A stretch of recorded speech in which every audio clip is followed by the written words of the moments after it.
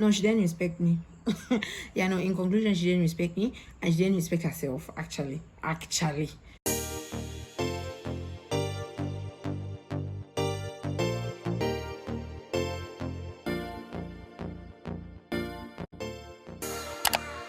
What's good, everybody? Welcome back to my channel. Thank you so much for tuning in.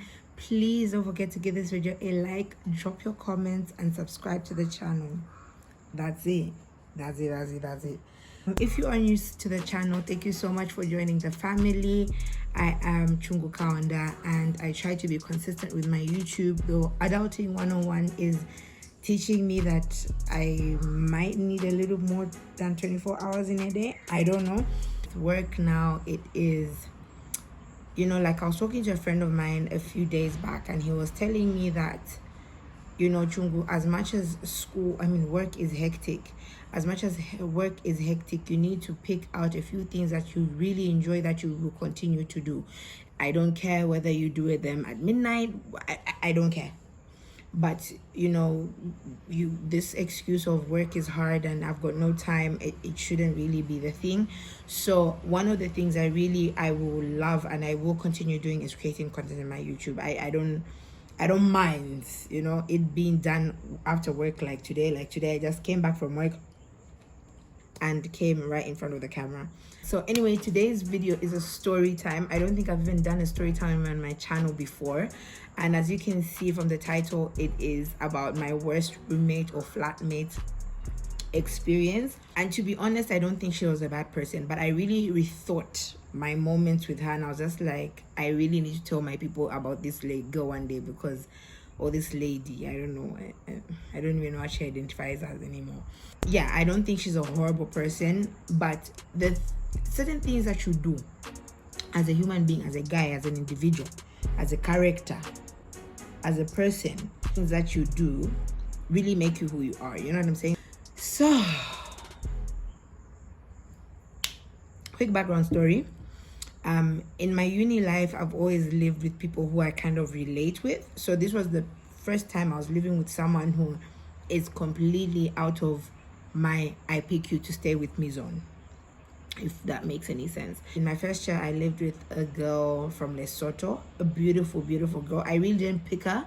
We lived in a building where they just gave us roommates, assigned us housemates or whatever it is. And our house and our living setting was, you walk in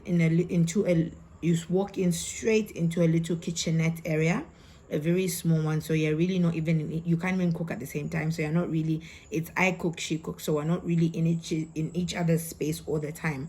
At the end of that little kitchenette area, her room, her bathroom, her room, her bathroom, finish. There was really nothing to it. You don't even need to interact if you don't want to.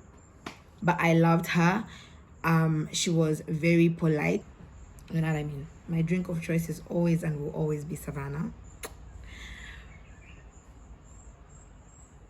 So that was first year. Shared my space with a very beautiful girl. But then second year, I think the spaces became very small because that place is very small. It's really actually meant for a first year or someone who's a minimalist or type of thing. But for me, I like to make my place my home. For me to be able to come home and feel happy that, okay, this is my place. I started to move in my second year, and luckily I was living with my cousin who's a guy. Perfect.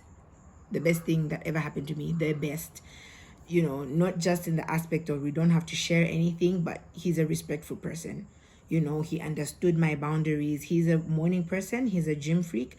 So in the morning when heading to the gym, he would pump himself with some music, but he knows that Chungu doesn't deal with music before 8 or even 9:30 for pushing it, So he would keep the music. He understood me, I understood him. He had boundaries. I followed those boundaries.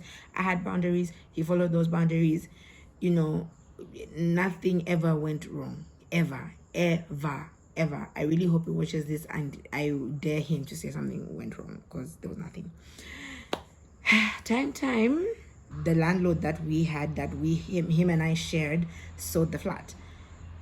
The new landlord wanted to bring in somebody, and I really tried. I'm like, sir, I think let me find you somebody, because not just for my greed, but I know there's certain time. I'm a good people person. I read the room pretty well, so I can just gauge, not to judge you, but I can gauge that, okay, you can take care of a flat.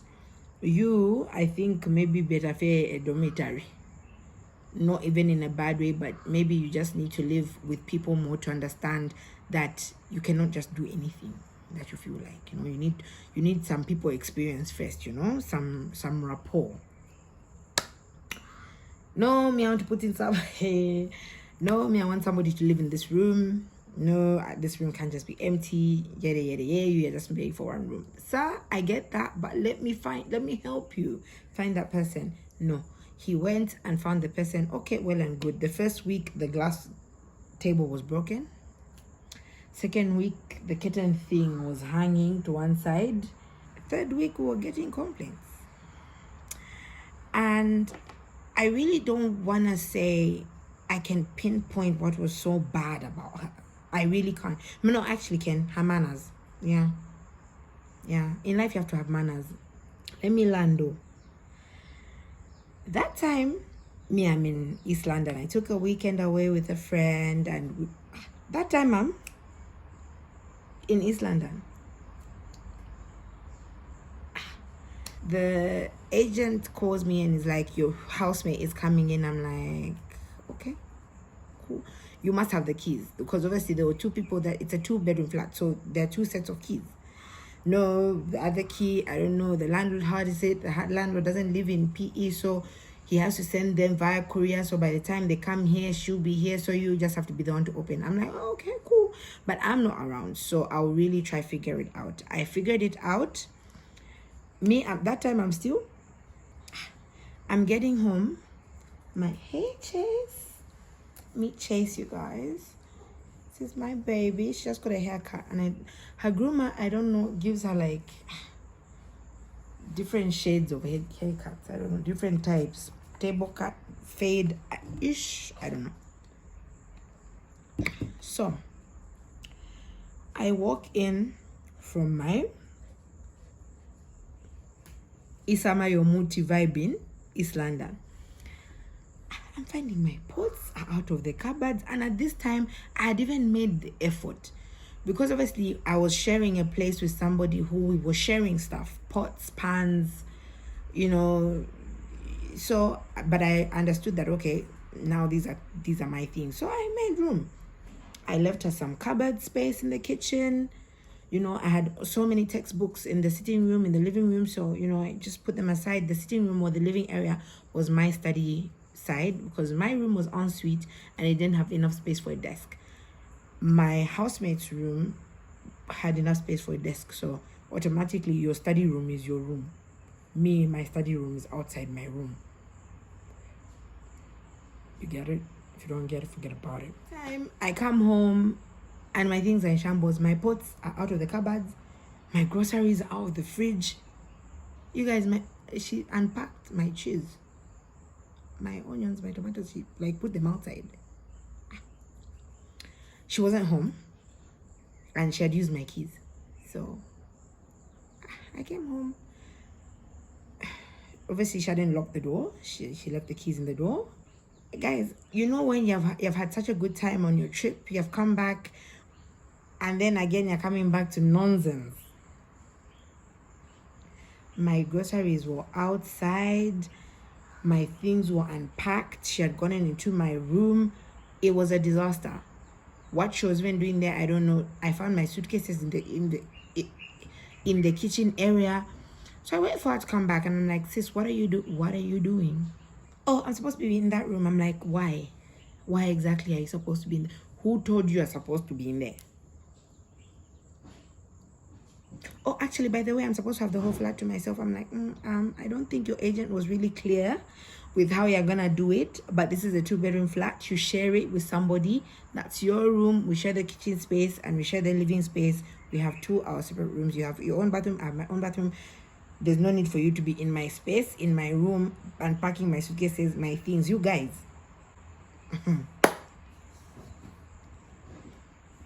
She then everything gets resolved.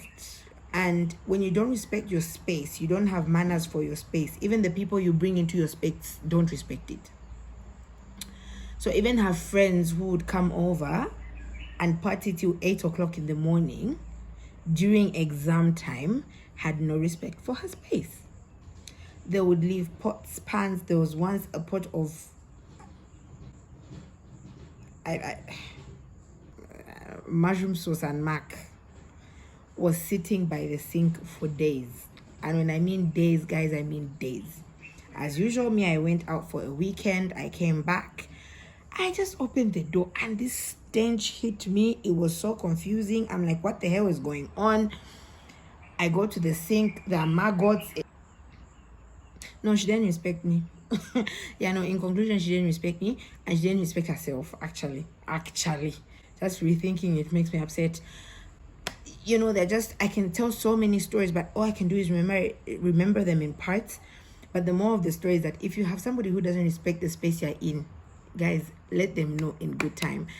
And I think maybe she just thought I wouldn't check her one day because, you know, I'm so polite. I think people confuse being polite and sensitive to being soft and not caring enough to tell you off. And one day I gained my courage because, again, this person, I didn't know her, so I really didn't know how to approach her. I would always just stick to my space. If she's in the house, I'd really not be there, and not for that reason, but I was just really home. But I would just always miss her, you know. But one day I found her and I told her, sis, listen, this thing that we're doing, this dirty partying, boys walking around naked in the house, guys, it was serious. It was, and I've got no, if her and her friends were nudists, I've got no problems with that.